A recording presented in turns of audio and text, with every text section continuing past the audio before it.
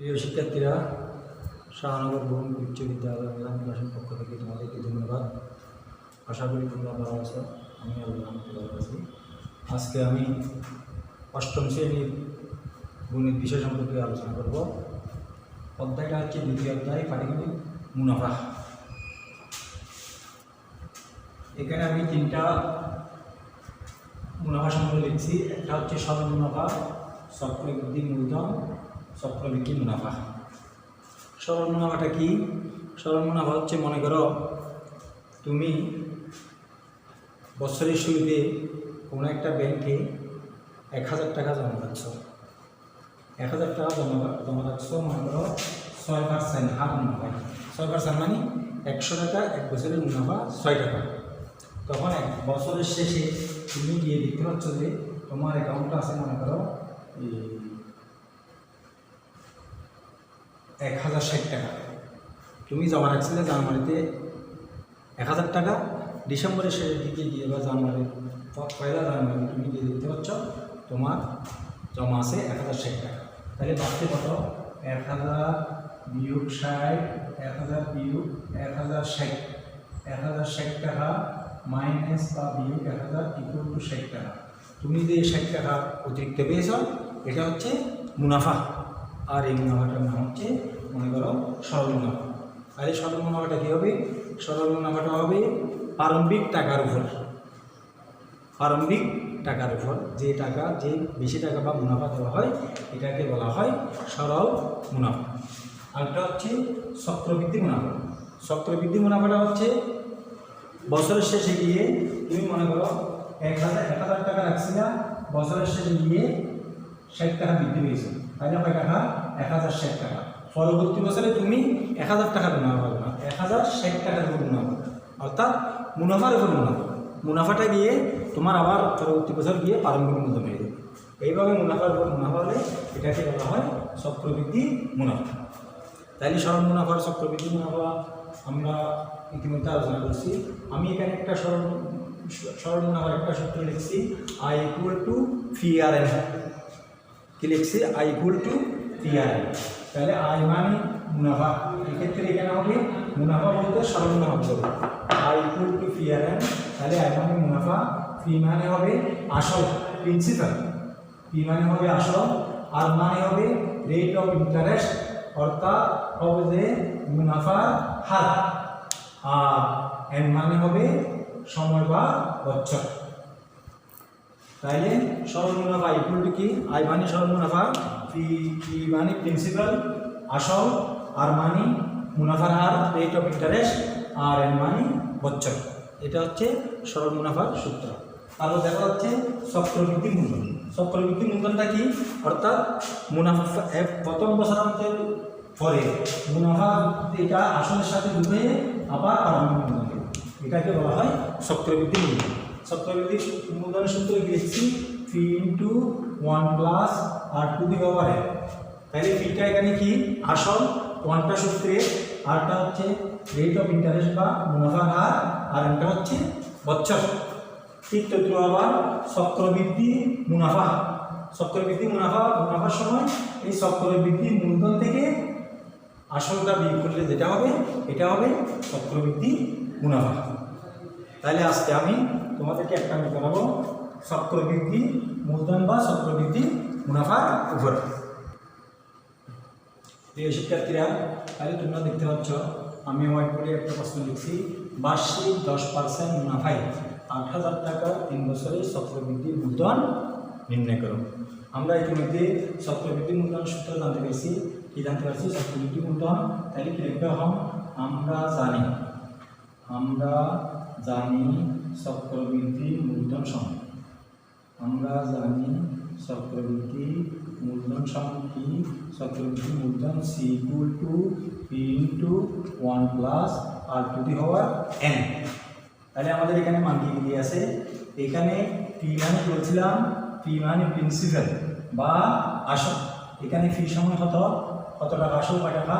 P মানে 8000 টাকা, আর মানে রেট অফ ইন্টারেস্ট মুনাফার হার, আর মানে মুনাফার হার। তাহলে মুনাফার কত হবে? আর 10% মানে 100/10। তাহলে এটা যদি কেটে শুরু করে ফেলি তাহলে হবে 10/1। আর এন মানে কত বছর পাইছি? এন মানে নাম্বার বছর 3 বছর। তাহলে মানগুলো যদি আমরা সূত্রে বসে দিই তাহলে সুতরাং সি ইকুয়াল টু কত হয়? সি ইকুয়াল টু প্রথমে ফি মানে 8000 গুণ ইন্টু মানে গুণ 1 সূত্রের 1 যোগ আর মানে 10/1 whole to the power N. Sorry N এর জায়গায় কত? 3। তাহলে কত হবে এখন? তাহলে কি দেখা যায় এখন 8000 এখানে যদি সরল করি 8000 যোগ তাহলে এটা করি 10 একে 10 10 কে 10 যোগ 10 কে 10 দ্বারা ভাগ করলে 1 একে 1 টু দি পাওয়ার 3। তাহলে সমান কত হবে? 8000 গুণ 10/11 হোল টু দি পাওয়ার 3। তাহলে কত হবে এখন? উপরে হবে 8000 গুণ 11 গুণ 11 গুণ 11, নিচে হবে 10 গুণ 10 গুণ 10। তাহলে 0 0 0 তিনটা নিচেতে রাখছি, 0 তিনটা ভর্তি। তাহলে কত হলো? সমান 8 গুণ 11 গুণ 11 গুণ 11। তাহলে কত? 8 11 88 ইন্টু 11 গুণ 11 121, 88 কে 121 দ্বারা গুণ করলে যা হবে তা হবে উত্তর। তাহলে 88 কে 21 দ্বারা গুণ করলে কত হবে? তাহলে প্রিয় শিক্ষার্থীরা কত পেলাম? 8 11 88, 11 কে 11 দ্বারা গুণ করলে 121, 88 কে 121 দ্বারা গুণ করলে হবো 10,648। তাইলে ওই ব্যক্তি 3 বছর পর চক্রবৃদ্ধি মূলধন অর্থাৎ মুনাফা আর আসলে চক্রবৃদ্ধি মুনাফা আর আসলে হবে 10,648 টাকা। এইভাবে এই চক্রবৃদ্ধি মূলধন সূত্র প্রয়োগ করে আমরা যে কোনো সংখ্যার চক্রবৃদ্ধি মূলধন নির্ণয় করতে পারি। প্রিয় শিক্ষার্থীরা, আমি হোয়াইট বোর্ডে আরেকটা সমস্যা লিখছি। বার্ষিক শতকরা 10 টাকা মুনাফায় 5000 টাকা 3 বছরের সরল মুনাফা ও চক্রবৃদ্ধি মুনাফা পার্থক্য নির্ণয় করুন। তাহলে এখানে আমাদের দুইটা মুনাফা পদ্ধতি আছে, একটা হচ্ছে সরল মুনাফা আর একটা হচ্ছে চক্রবৃদ্ধি মুনাফা। একবার সরল মুনাফা বাই করতে হবে আর একবার চক্রবৃদ্ধি মুনাফা বাই করতে হবে। বাই করার পর দুটোটা পার্থক্য নির্ণয় করতে হবে। তাহলে আমরা সরল মুনাফা সম্পর্কে আমরা জানি কীভাবে? তাহলে সরল মুনাফা লিখছিলাম, আমরা জানি সরল মুনাফা আমরা জানি সরল মুনাফা ইকুয়াল টু কি? ফি এন আর বা ফি আর। তাইলে এখানে ফি সমান কত আছে?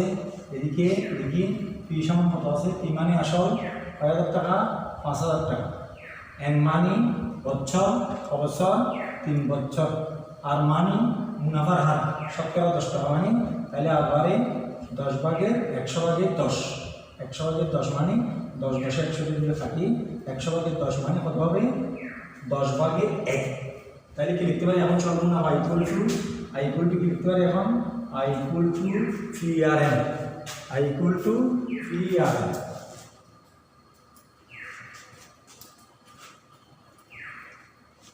তাহলে মানটা বসে দিই এখানে।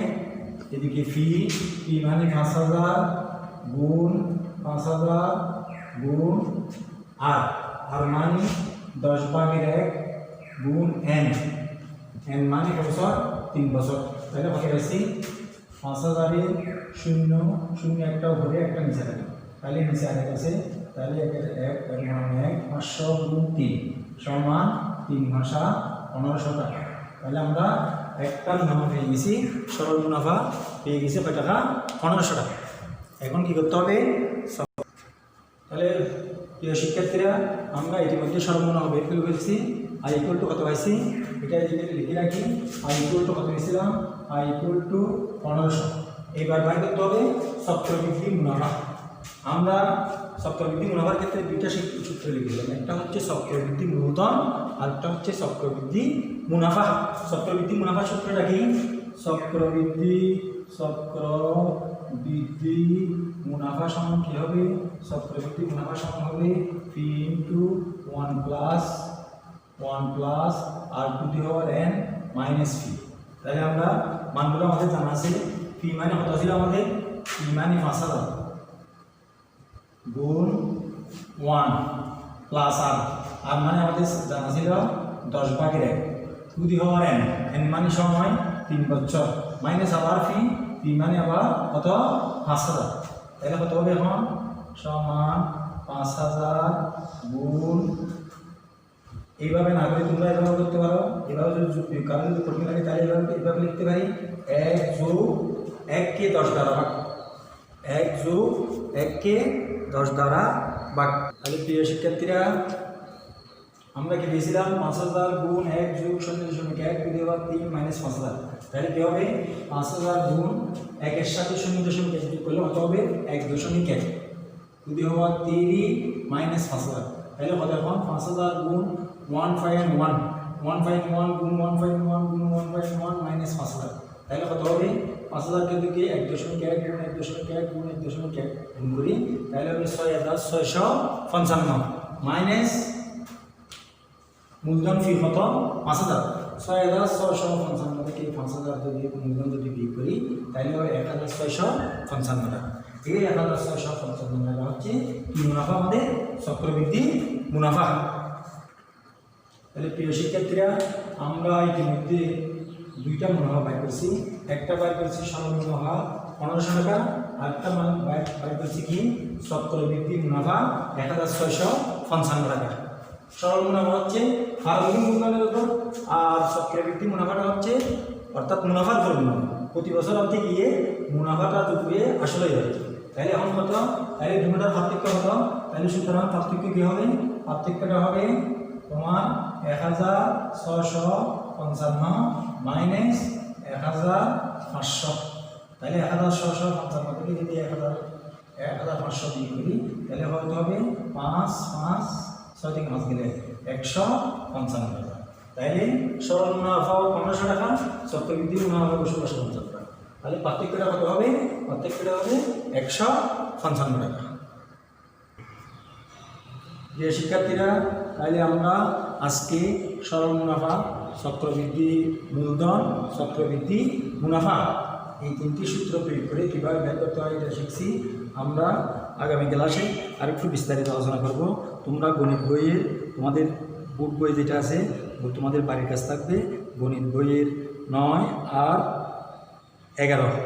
9 নম্বর আর 11 নম্বর তোমরা বাড়িতে চর্চা করবে। সূত্র 3টা জানতে হবে, একটা হচ্ছে সরল মুনাফা I = PNR, আরেকটা হচ্ছে চক্রবৃদ্ধি মূলধন C = F × 1 + R to the power n, আরেকটা হচ্ছে চক্রবৃদ্ধি মুনাফা F × 1 + R to the power n minus P. এই তিনটা সূত্র প্রয়োগ করে তোমরা এই অধ্যায়ের বাকি অঙ্কগুলো করতে পারবে। আশা করি বাড়িতে চর্চা করবে ইনশাআল্লাহ। সবাই ভালো থাকো, পরবর্তী ক্লাসে দেখার আমন্ত্রণ জানিয়ে আজকের মতো এখানে শেষ করছি। খুদা হাফেজ।